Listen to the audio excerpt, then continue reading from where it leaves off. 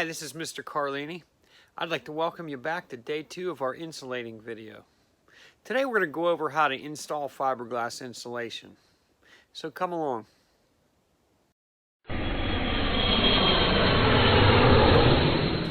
When we are insulating, we want to get the most out of our money for this insulation.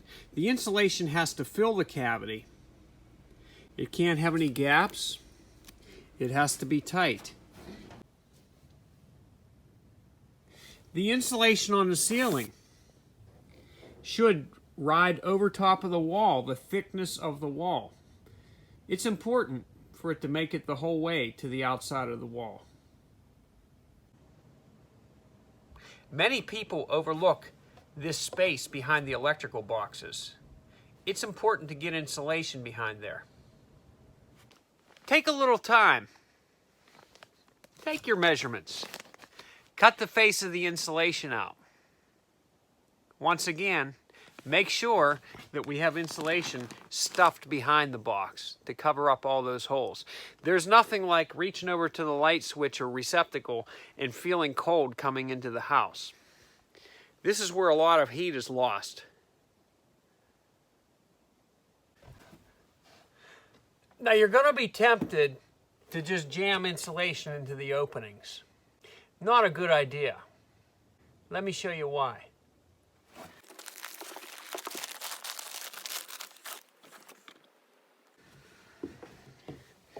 Now here on the other side of the wall, I set up this little demonstration with a piece of OSB. I'm going to pull it off and show you how it looks when we insulate the way that I just did on the other side of the wall.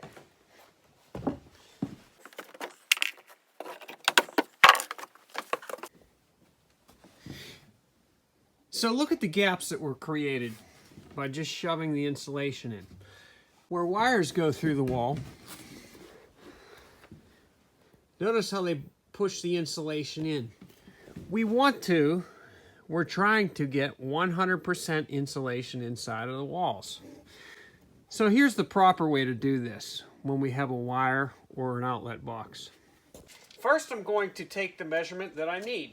I see that I need a piece that's 21.5 inches tall. Now I'm measuring my insulation probably about 1/4 to 1/2 inch taller than what I need. We want to be careful that we aren't too big where we're squishing the insulation. The insulation needs to be light, fluffy, and fill the cavity, but we don't want to smash it too much. Once we smash the insulation, it starts losing some of its R value. So I'm going to measure where my wires come through. I'm going to measure the outline of the box, and I'm going to cut all that. Personal protective equipment is something that's important to talk about at this point before we start handling the insulation. Glasses, a dust respirator, a pair of gloves.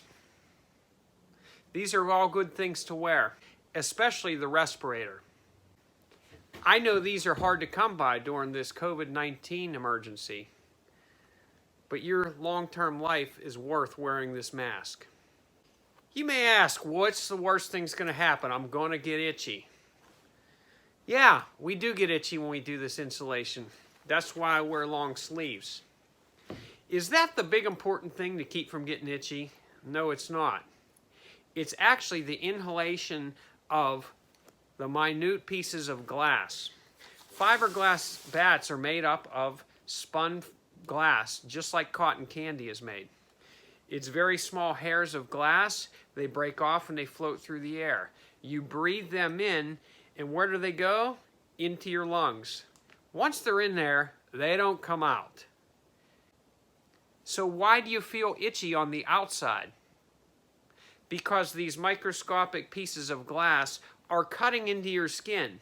They're such small cuts that you're not going to see any blood coming from it, but abrasions are still happening. The same thing happens in your lungs.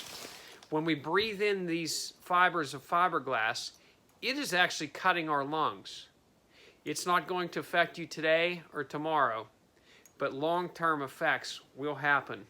if you continue to work in this environment without some sort of breathing apparatus.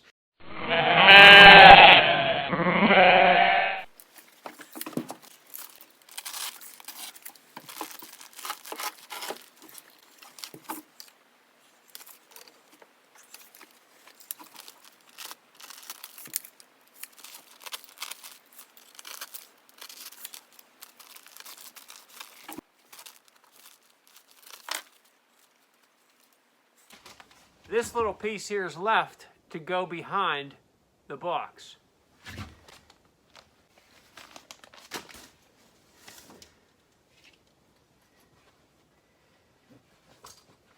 Since the wires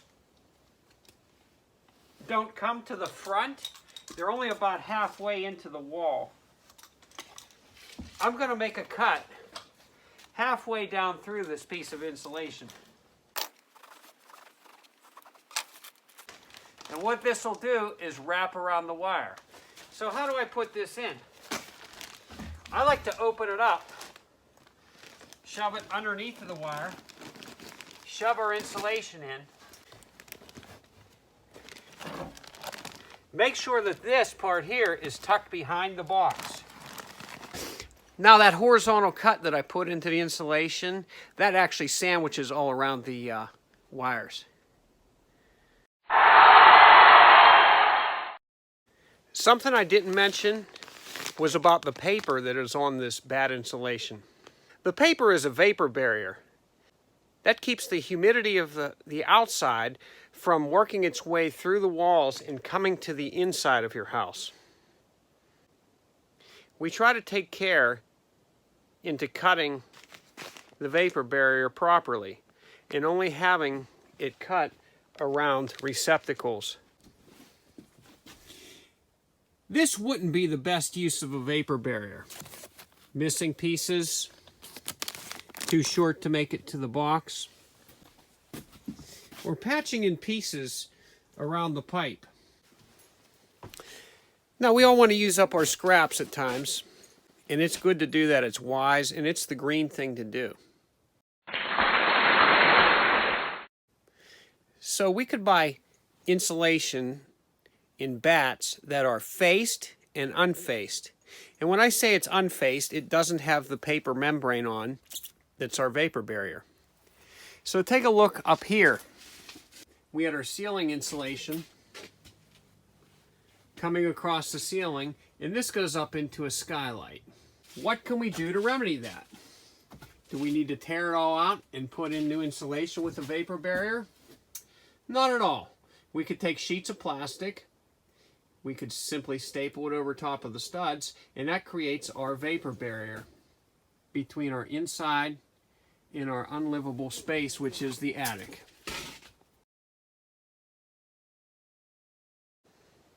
So when we're insulating, let's remember, put on our personal protective equipment.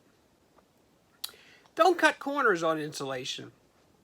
We're building a building that's going to last longer than our lifetime. The energy efficiency and the cost savings that you receive out of putting a few extra minutes into doing the job right will more than pay for the cost of the insulation and time used to properly insulate. How wide do you need, Cammy? 11 inches. 11 inches. Full length? Full length. Next measurement there, Cammy. Full sheet. Full sheet. Coming up right after this one. Here's your 11 incher. Why no staples, Cammy Carl? Because the pressure of the width of this will hold itself into each piece if it's cut correctly. So you do not require staples, as well as the fact that there are no ears on the vertical to staple anything to, so it has to be held in by pressure. This is Mr. Carlini. Thank you for watching.